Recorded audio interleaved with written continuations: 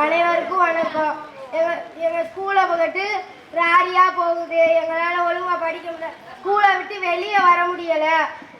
உள்ளேயும் படிக்க முடியல. அந்த வெடி போடுற சவுண்டு, அந்த தார் குழப்புற புகையெல்லாம் எங்களால ஒழுங்காவே படிக்க முடியல. எப்படியாவது இந்த குவாரியை மூடிடுங்க.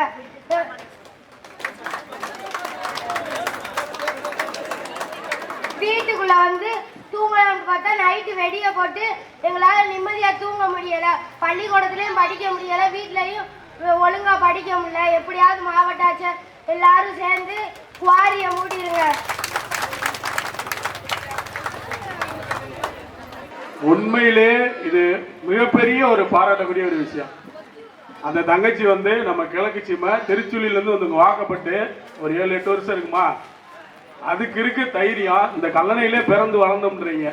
ஒரு மைக்கு பேசுறது கூச்சப்படுறீங்க. எதுக்கு பேசுறீங்க சொல்லுங்க. இந்த சிறு குழந்தை அது எவ்வளவு தெளிவா சொல்லுச்சு. என்னால பள்ளிக்கூடம் விட்டு வெளில வர முடியல. மிகப்பெரிய கனரக வாகனம் வருது, என் பக்கத்திலே அந்த குவாரி திறந்து அந்த இது என்ன தார் பிளான்ட் ஓபன் பண்ணி அந்த வாடகை என்னால சுவாசிக்க முடியலன்னு இந்த பிள்ளைக்கு கண்டிப்பா அந்த பாதிப்பு உணருது. ஏன் நீங்க உணர மாட்டேன்றீங்க? ஒருத்தலாம் எல்லாரும் வாங்க தைரியமா பேசுங்க.